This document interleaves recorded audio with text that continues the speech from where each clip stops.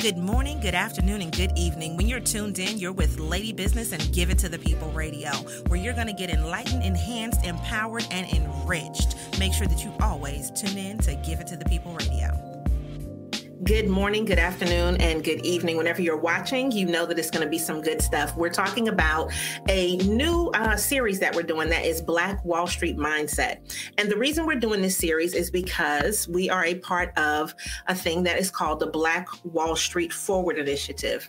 Now, this particular initiative is modeled on the pillars that made Durham's original Black Wall Street successful, and it aims to continue the legacy of this vibrant work by supporting and catalyzing local leaders, Black business owners, and champions. So today we have one of our champions that is going to be talking to us and giving us some insight into her version of Black Wall Street. So we have on the call today, we have Darlene, and she is the Business Solutions Officer for Carolina Small Business Development Fund. And it's a community development financial institution which provides technical assistance and funding to small businesses across the state. Now, she's going to be able to give us a whole lot of different information in regards to how businesses can get some access to capital, some of the things that she just wants to let you know about her own experience as far as with Black Wall Street. And so we're going to bring Darlene on right now. So Darlene, how are you, darling?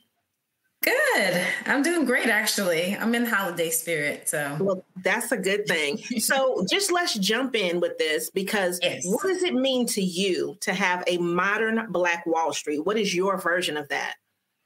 Wow. So I was thinking about our time today, and one of the things that that I think I'd like to share first is that as a high school student, I actually worked on Wall Street. I worked for Goldman Sachs, and I worked at a time when, you know, there was really a lot of big business. Wall Street was banging and booming at the time, but I was just a kid from Brooklyn, and so I saw the have and have-nots in a lot of my life, living in Brooklyn and then working on Wall Street, where there was an abundance of resources. But in Brooklyn at the time, it was going through the crack epidemic. And so people were struggling, and it was just really different. It was two different worlds. So when I think about you know, my journey to Durham and then finding out about the history in Durham, about the Black Wall Street history and all of the, you know, NCM capital and all of the rich Black wealth history, the convergence of what I saw in New York and now what is or has been in Durham and what could be, it creates in my mind a possibility of something that, you know, maybe my younger self couldn't even perceive. Mm-hmm. But now I see it as opportunity. I see it as information and informing, but also just a richness of people collaborating and really coming together like the Black Wall Street of the past. And so I think to encapsulate what I perceive it as a regeneration of collaborativeness and community and purpose that is really making available the ideation that it can be, but also taking it a step further and bringing it to light to it will be. Mm-hmm. Yeah, I mean, I love that idea, the way that you put it, because it's not that we're not doing things, right? But the key word that I think you used is collaboration, is doing the things together. And so, you know, in the past, there wasn't a choice, right? Like there were specific Black neighborhoods and everything that went on in that Black neighborhood was for the Black people in that Black neighborhood. And very rarely did you see things where you would have people of other cultures come into the neighborhood. Whereas now things are just so much more diverse that you may not necessarily see in a lot of places a specific Black neighborhood, right? Exactly. Make the choice to do that. But what you see now is a lot of gentrification. You see people, you know, that were not in certain areas coming into areas now. And I think that that's not something that's just happening in Durham. It's something that's happening definitely in Brooklyn, because I know about being in Brooklyn. Exactly. Harlem. Right. And so when we see these things, you know, it's one of those things where it's like, OK, well, the progression is great, the inclusivity is great, but I think sometimes we might miss the collaboration of just Black people. Exactly. And I think, I think my ancestors are saying, pay attention, right? Pay attention to each other, pay attention to where you spend your dollars, pay attention to how you can construct or destruct a economic system based on the choices you make every day. Mm-hmm. Like that's what I hear them saying. I hear them saying we were intentional. We were very adamant about where we spent our dollars and how we put those dollars to work. But not only that, preserving them too, because it was not just about the spend. It was also about the preservation and keeping that wealth, and being able to grow that wealth from the position of, yes, I have a small business, but did I just give myself a job, or did I really give myself an opportunity to reach out and have greater impact beyond myself? Mm-hmm. And there's a difference in that. I think one of the things, once you get into business, you'll realize that you're working harder for yourself than you ever work for anybody else, and that you probably work more hours than if you were working your regular job, right? So when you kind of look at the payoff of that, it is to be independent. But is it also going to do something where you're going to be able to provide jobs for other people and then continue to build on that? And I think a lot of times with, just the average, Black business, they may not make as much, but part of the reason that they don't make as much is always capital, right? So you need more capital. But it's not just capital that's financial. It is also capital that is knowing people and being in those circles, and also legislature and, the city council and the things that maybe sometimes people don't get involved in because maybe they feel like that's for those people over there. But those are things that make a difference. And so with what you're doing specifically, I just want to know, what is your change quotient? My change quotient. So the position that I hold as a business solutions officer for Carolina Small Business Development Fund puts me in a position to really have a maximum impact on people that are aspiring as entrepreneurs, and also people that may want to scale who already are in business. So I act as a business coach. And I think what I bring to that is one, a rich history of being in business for myself. I did have an edible arrangements franchise. I had 2 locations. I held the franchise for about 12 years before, my husband and I, we just decided to do a life pivot. But I would say that, my experiences as a franchisee, but also being a part of the entrepreneurial culture of Durham and Raleigh, gives me a depth of insight that I think if I had not had those experiences, I wouldn't be able to. And some of it is like the emotional intelligence of it, people realizing that they are taking a venture, which means that you're taking financial risk. You may be risking, your assets or whatever the case may be, but being able to speak to that, the fears of that, but also, kind of on the other side of it, what is possible. And that's really where you put your dream in, when you dream about the possibilities of what you could have, and you're willing to work for it.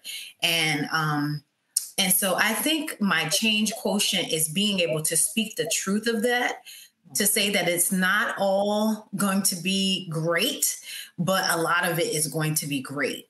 And I used to tell my team when we were working, I was like, every day we open these doors, today is a good day. Today is a good day. It's a good day to go to work. And what you realize is that you're putting something creatively or aesthetically, or even in terms of a service out in the public, and people are choosing you. They're choosing to come to you. They're choosing to spend their dollars with you. And that in and of itself is success, and then we can start to count the money and see how things are falling in terms of the earning pieces of it. But I think just the idea that somebody is taking the braving it and opening their doors, like that is huge, to think that you can impact commerce and bring something creatively to the public. Maybe no one else has done it. That's huge in and of itself, And so I had a friend of mine that was in business prior to me being in business. And she told me, no matter where you land, you're successful. because 99% of the people thinking about business probably won't go into business. Yeah. But the 1%, the ones that decide to do it, I mean, that's success, you know? Yeah. And, you know, one of the things that I want to touch on that you spoke about was people choosing you, right? And so, you know, I like to think about, you know, that you have all kinds of choices out there with what you can spend your money. And one thing I like to tell people is, you know, they're choosing you a lot of times, even over other things that are necessities. So more than likely, a good majority of our businesses, people may not have to survive, but they choose to spend their money with us. And it's something that is intrinsic to that individual company, that person that's running the company, that allows people to make that choice. Do you feel like there has been a push, or that there's been a regeneration of sorts, and not just necessarily from mainstream media, but more so from individual Black people who are starting these businesses to really see, like, you know, I could be the one that's chosen. I am going to do the things that are going to make people see that my business is valuable. And, you know, I want to be a part of this whole Black Wall Street movement. And sometimes I don't think they realize it, but just, you know, do you think that there is more of an interest now in the idea of a Black Wall Street and people being a part of that whole area of commerce? Absolutely do. I reshared a post this past weekend about Black Wall Street Durham, and I think that there's a raised awareness and a raised consciousness. I will say, as Black people, we're educated. We're becoming more educated. As far as like home ownership, which is usually the path to wealth, more of us are becoming homeowners. I would say that there's intentionality around what our future really should look like, what we would like it to look like, particularly as we pass on wealth to our children and our children's children. I do think that we're aware and we want to see change, and we're intentional about how we spend. So for myself personally, there were several proprietors that I've met over the course of the year, and as it becomes the holidays, like, I'm conscientious, like, I want to spend my money with some Black enterprises, right? I want to make sure that I'm able to contribute to that success story. And so I think there are others like me that are just really conscientious about it. I think social media is also a very powerful tool, and we can tell the story of how we come to Black business, or how we come to business in general, but just do it in excellence, right?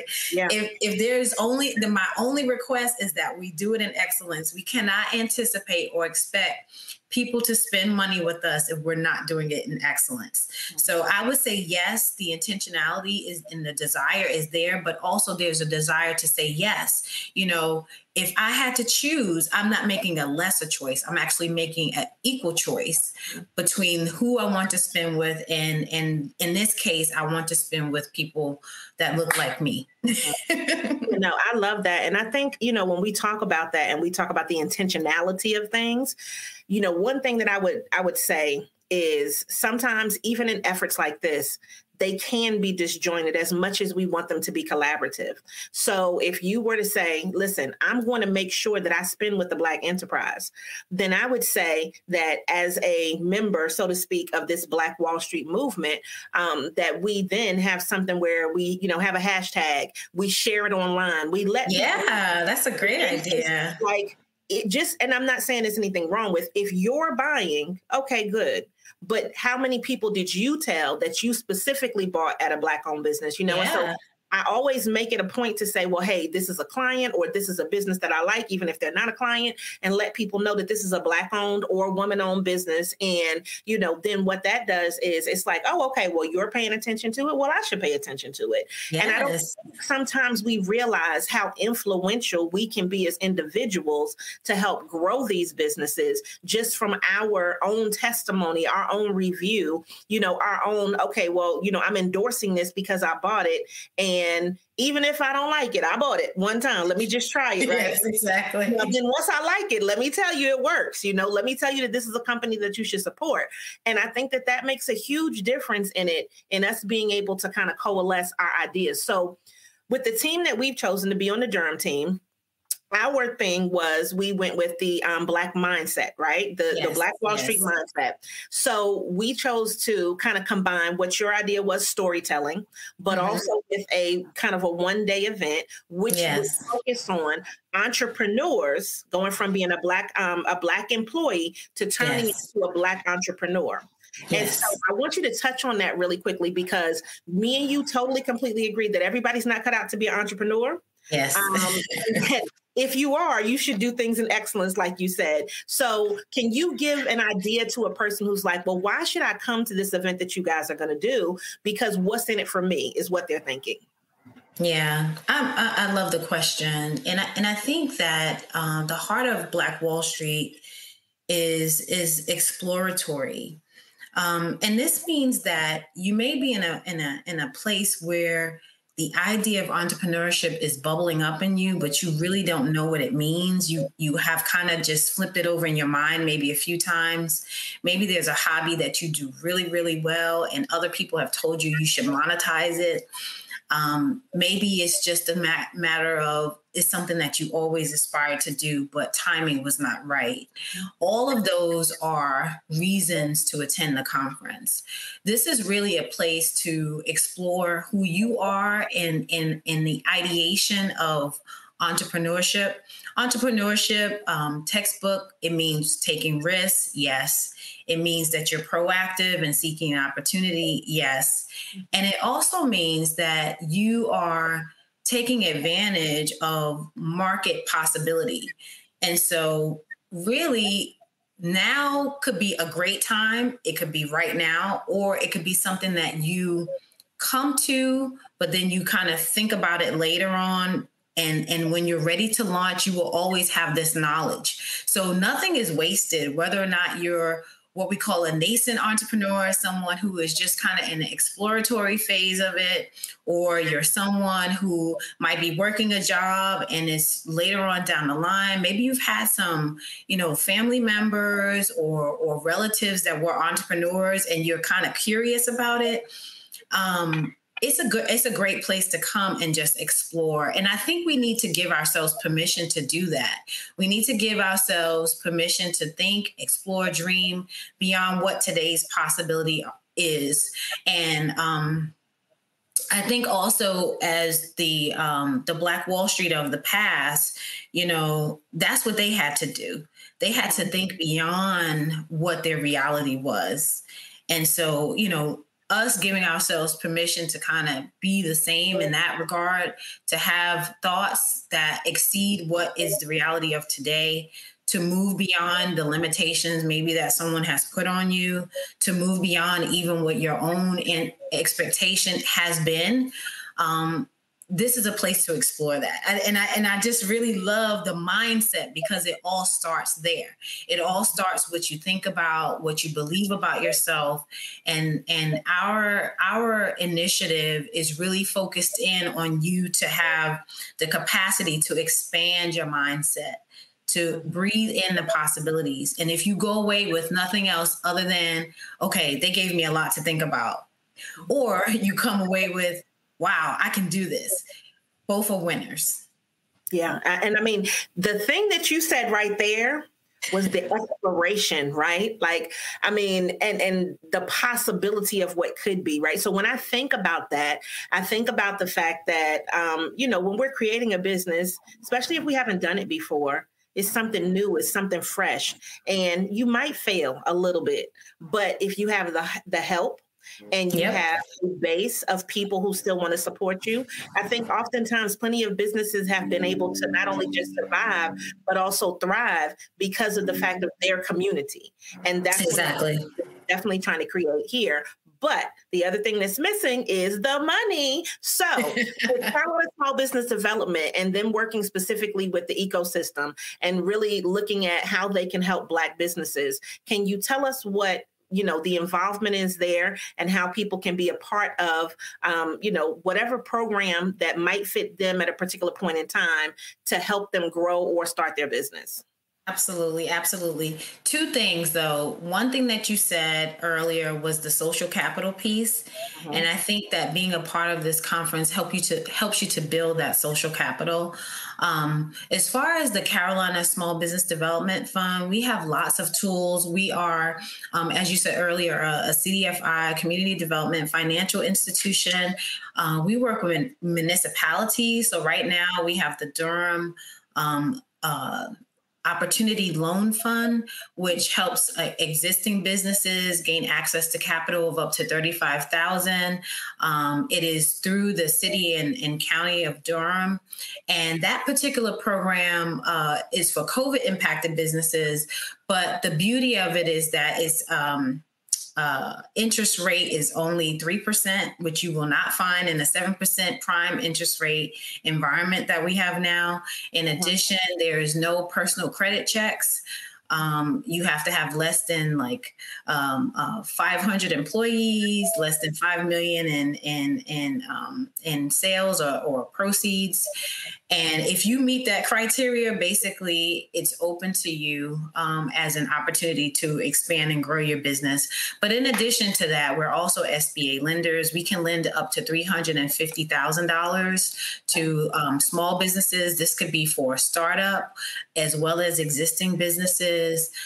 Really what we don't look at just the credit score as a part of the credit evaluation. We look at the whole picture of who you are. We look at the credit history, yes, but we also look at the assets. We look at the idea that you want to bring to market. We look at basically what the market entails and whether or not it makes sense from a pro forma standpoint, meaning that you can make money, because we don't want to have you taking risks that you're taking unnecessarily. So really making sure that your risks are sound and they're made with sound judgment. And so we're doing the same thing. Essentially, we're investing in your project as well. The other pieces of that, what we do, we also offer technical assistance. And so we're really part of the entrepreneurial ecosystem. And we work with, the small business and technology development centers, the small business centers. We work with other organizations such as Forward Cities and Provident 1898, which is the gathering co-working space where you will find a lot of aspiring entrepreneurs as well as entrepreneurs developing their skills. In addition to that, we are a policy institution, and we count the widgets, we count the metrics, because when it comes to the policy level and state and local and also the federal government, we have to tell the story about how we made impact, how many jobs were created, how much money came into the community as a result of this business being created or businesses being created. In addition to the populations that we target, which are women, minorities, and low to moderate income individuals. And so it's really like a trifecta, if you will. It's the piece that is lending, it's the piece that is technical assistance, and it's the piece that's policy, and all for the benefit of raising disparate communities that may or may not have access to capital in traditional means. Mm-hmm. And so with all of that just that knowledge right there, a person could come out to this event and they could say, I need to talk to Darlene, right? Like that would be absolutely. That would be to talk to Darlene. She's the one I need to talk to. Yes. Now, we also have a bunch of people that might be veterans as well. So when we talk about people that are veterans that are maybe transitioning, from different places in the military, when we talk about people that are just getting out of college and that want to start something, talking about people who want to retire and they don't want to do what they've done for the last 20, 30 years. Exactly. Business. So I think that when we look at the way that we specifically try to formulate this, right, and saying, Black employee to Black entrepreneur, it could be a lot of different areas that you may have touched, and now you want to go into entrepreneurship, but it doesn't mean that it has to be full time. Yes. You do want to turn into a full-fledged, this is what I do, business. It could be, what people like to call a side hustle, where you you a certain amount of money. And then I think one of the other things that we could also touch on is there may be somebody that's on disability, right? And they may not be able to actually make over a certain amount because that might be disability. But having a business on the side, where you can make a certain amount could be something that could be, really great. And we do recognize too that everybody may not necessarily need capital as far as extra capital. Like they may have what they need to start, but if that situation does arise, then now they know that they can come to you specifically, over at Carolina Small Business Development in order to be able to seek that funding. And then they can also kind of find out, well, what's necessary, right? Yes. So when you come out, then this way, you can say, well, I didn't know what I needed to have together, right? And so if there's like a list of these are the things that we need to have in order for you to be able to get a loan, right? They can at least start working on getting those things together, even if they're not ready now. And I think that, when you talk about this and being a coach and a counselor, it's not just, well, no, we're not going to give you any money, but it's a reason why maybe you won't get the money now. But if you did X, Y, and Z, if you were in business for this amount of time, if you can show income, like there could be a lot of different reasons why people don't get the funding that they need.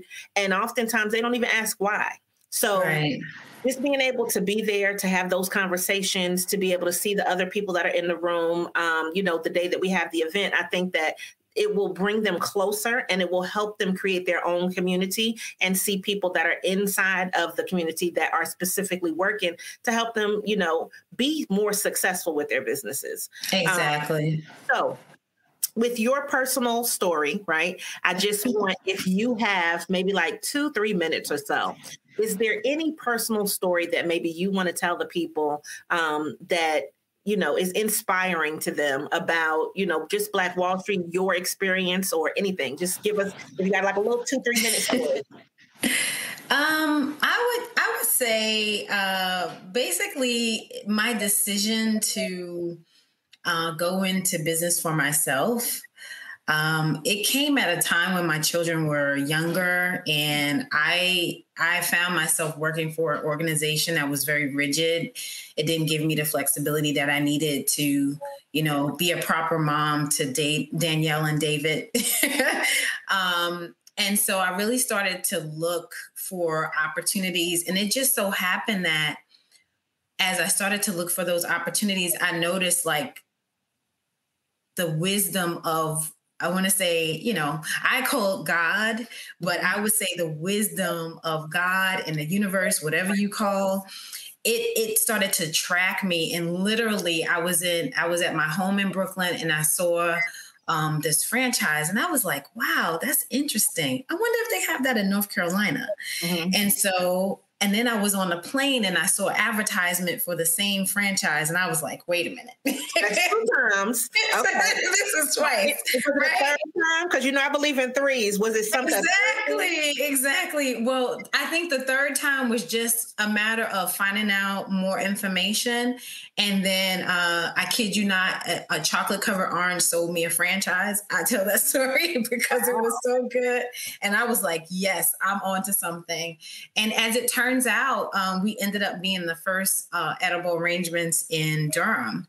Okay. And then we expanded over to Raleigh a couple of years later. But I think that just the idea that I wasn't in a situation where I was getting what I needed and the door opened for me to have what I needed in every sense of the word, and not only that, but I will also say this inspirational piece. Our first major holiday was Valentine's Day, 1997. We failed miserably. Valentine's Day. It was so crazy. We had so much business. We didn't know what to do. It was a popular item. We were the first ones in the market. We had been there since April. So, we were kind of gaining momentum. And it was just like, it was terrible. It was terrible. So, customer complaints and the whole nine. So the next year we were like, okay, now we know what this is about. Mm-hmm. So we made a game plan and we executed it perfectly. But what I will tell you is that my community, people that were friends, family, church members, just everybody came through the shop, offered to lend a hand. That was Black Wall Street. That was definitely that was a community that did not want to see me fail. And I just tell you, the inspiration is that this is a magical place. This is an environment where people support and really, really believed in the possibility of a greater and better life. And so my inspiration is your inspiration to believe. If you believe it, someone else will believe it with you. Bring it forward. I love that. And that is a perfect way to end this. So, guys, I don't have anything else to say because she said it all. And that inspiration was exactly what we needed. So check the links below so that this way you can find out more about our event that we're going to be doing, Black Wall Street Mindset, where we're specifically talking about Black employee to Black entrepreneur. And we'll see you because we have some more people that are on our team that will be doing some more videos. And so this was wonderful. And maybe when you come out, maybe she can tell us that story about that chocolate covered orange. Like I just orange story now. So you just might hear that story when you come out to the event. Well, Darlene, thank you so much. Thank you. Thank you for watching. Make sure that you share this and make sure that you use the hashtag Black Wall Street Mindset so that this way we know that you're paying attention to what we're doing here specifically. Yes. And then this way we can go ahead and continue to influence our community and continue to grow. Thank you so much. Thank you. Thank you so much for listening to Give It to the People Radio. Make sure that you follow us online at ladybusiness.com, LADYBIZNESS. We look forward to helping you grow, sustain, and maintain your business.